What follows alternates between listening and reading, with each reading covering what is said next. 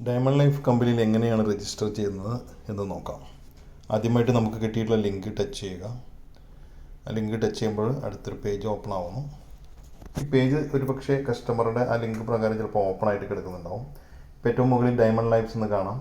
അതിൽ തൊട്ട് റൈറ്റ് സൈഡിൽ ഒരു 3 ഡോട്ട്സ് കാണാം. ആ 3 ഡോട്ട്സിൽ ക്ലിക്ക് ചെയ്യുമ്പോൾ ഇതേപോലെ ഒരു ഫേസ് ആയിട്ടുള്ളൊരു ഇത് വരുന്നു. അവിടെ ടച്ച് ചെയ്യുമ്പോൾ എന്താവുന്നു, അത് ഇതുപോലെ സൈൻ ഇൻ ചെയ്യാനുള്ള ഓപ്ഷൻ വരും. ഒരുപക്ഷെ അത് ടച്ച് ചെയ്യുമ്പോൾ ചിലപ്പോൾ ഓപ്പൺ ആയിട്ട് കിടക്കുന്നുണ്ടെങ്കിൽ ആ പ്രൊഫൈല് അതുപോലെ തന്നെ മറ്റുള്ള ഡീറ്റെയിൽസ് എല്ലാം കാണാനായിട്ട് സാധിക്കും. അതിന് ഏറ്റവും താഴെ സൈൻ ഔട്ട് എന്നുള്ള ഓപ്ഷൻ ഉണ്ടാവും. സൈൻ ഔട്ട് ചെയ്ത് കഴിഞ്ഞാൽ ഇപ്പോൾ ഈ കാണുന്ന sign in to Diamond Lifes എന്നുള്ള ഓപ്ഷനാണ് കാണുന്നത്. ഇവിടെ രജിസ്ട്രേഷന് വേണ്ടിയിട്ട് ഏറ്റവും താഴെ നോക്കുകയാണെങ്കിൽ രജിസ്റ്റർ എന്നുകൊണ്ട് കാണാം. അവിടെ രജിസ്റ്റർ അവിടെ ക്ലിക്ക് ചെയ്യുമ്പോൾ ആദ്യം ചെയ്യേണ്ടത് എന്താണ്, പേര് കൊടുക്കണം. കസ്റ്റമർ പേര് കൊടുക്കുന്നു. അതിനുശേഷം ലാസ്റ്റ് നെയിം, ഒരു പക്ഷേ ഇനീഷ്യലായിരിക്കാം, അല്ലെങ്കിൽ ഫുൾ നെയിം ഉണ്ടായിരിക്കാം. ഇപ്പോൾ ഒരു ഇമെയിൽ അഡ്രസ്സ് ഉണ്ടെങ്കിൽ എന്തെങ്കിലും ഒരു എക്സാമ്പിൾ ഞാനിപ്പോൾ ഇവിടെ ഒരു ഡമ്മി കാണിക്കുകയാണ്.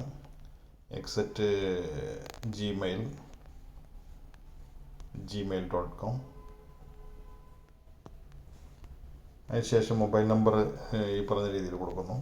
ഒരു എക്സാമ്പിൾ എന്ന നിലയ്ക്ക് ഞാനൊരു മൊബൈൽ നമ്പർ ടച്ച് ചെയ്യുന്നു. മൊബൈൽ നമ്പർ ഓൾറെഡി എക്സിസ്റ്റ്, അതായത് ഒരു നമ്പറിൽ നമുക്ക് ഒരു നമ്പറിൽ ഒരു തവണയാണ് ഡയമണ്ട് ലൈഫിൽ രജിസ്റ്റർ ചെയ്യാൻ സാധിക്കുള്ളൂ. നമ്മൾ കൊടുത്തുള്ള സെയിം നമ്പർ വന്നു കഴിഞ്ഞാൽ രജിസ്റ്റർ ചെയ്യാൻ സാധിക്കില്ല. അപ്പോൾ അത് പ്രത്യേകം ശ്രദ്ധിക്കാം. പിന്നെ യൂസർ നെയിം, നമുക്ക് ഇഷ്ടമുള്ള യൂസർ നെയിം കൊടുക്കാം. എങ്ങനെ വേണമെങ്കിൽ നമുക്ക് താല്പര്യമുള്ള അല്ലെങ്കിൽ ഓർമ്മയുള്ള ഒരു പേര് കൊടുക്കാം. ഇവിടെ സാധാരണ സ്കൈ ഹോക്സ് ഇൻ്റർനാഷണലിൻ്റെ ടീമിൻ്റെ രജിസ്റ്റർ ചെയ്യുന്ന SK എന്ന് കൊടുക്കാറുണ്ട്. SK കഴിഞ്ഞിട്ട് എന്ത് ചെയ്യുന്നു, പേര് കൊടുക്കുന്നു. അപ്പോൾ അങ്ങനെ വരുമ്പോൾ SK ലീന.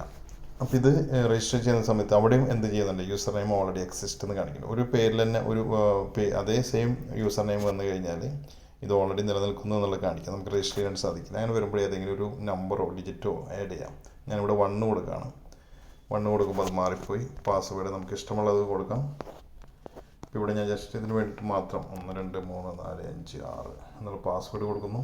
അതിന് താഴെ I agree to all terms അതൊന്ന് ക്ലിക്ക് ചെയ്യണം. ഇത് ക്ലിക്ക് ചെയ്ത് കഴിഞ്ഞാൽ ഉടനടി വരുന്നത് നമുക്ക് എല്ലാ കാര്യങ്ങളും ചെയ്ത് കഴിഞ്ഞു. ഈ സൈനപ്പ് കൊടുക്കാം. സൈനപ്പ് കൊടുത്തു കഴിഞ്ഞാൽ പിന്നെ വരുന്നത് ഒരു കമ്പനിയിൽ നിന്നൊരു 4 അക്കമുള്ള OTP വരും. ആ 4 അക്കം OTP അവിടെ ടൈപ്പ് ചെയ്ത് കൊടുത്ത് ഓക്കെ അടിച്ച് കഴിഞ്ഞാൽ എന്തായി, രജിസ്ട്രേഷൻ കംപ്ലീറ്റ് ആയി.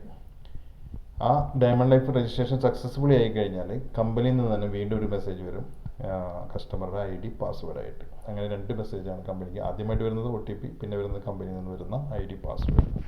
ഇങ്ങനെയാണ് ഡയമണ്ട് ലൈഫിൽ രജിസ്ട്രേഷൻ ചെയ്യുന്നത്.